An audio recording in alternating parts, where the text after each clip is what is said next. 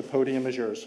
Speaking Thursday in New York, Hillary Clinton said the United States needs to intensify its efforts against the Islamic State to defeat it. That starts with a more effective coalition air campaign, with more allied planes, more strikes, and a broader target set. Clinton favors additional U.S. special forces in Iraq and Syria, but opposes a large American troop presence. She also supports a no-fly zone. Clinton took issue with several Republican presidential contenders who want to bar Syrian refugees from coming to the United States. Discriminating against Muslims, slamming the door on every Syrian refugee, that is just not who we are. The tone was far different from Republican frontrunner Donald Trump during a rally in Massachusetts. We have a president that doesn't have a clue. We have a president that says ISIS is contained.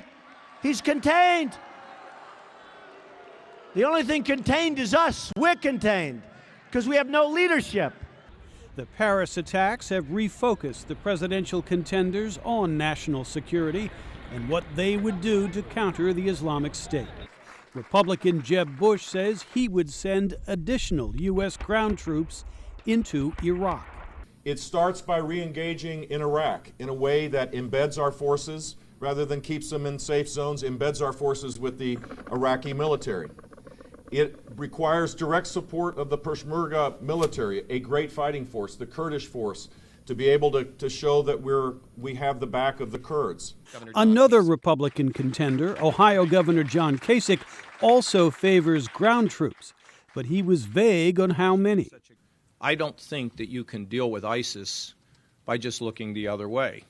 And when people say, well, how many boots on the ground, or what should the force look like, you know, that's a case where the military and the civilian experts will make recommendations. The prospect of ground troops adds many complications, says analyst Anthony Cordesman.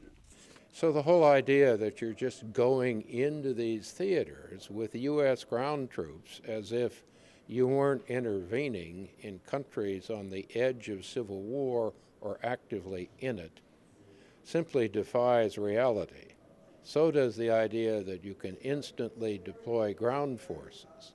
Recent polls show Americans are more determined to confront the terrorists, but remain reluctant to send large numbers of ground troops into either Iraq or Syria.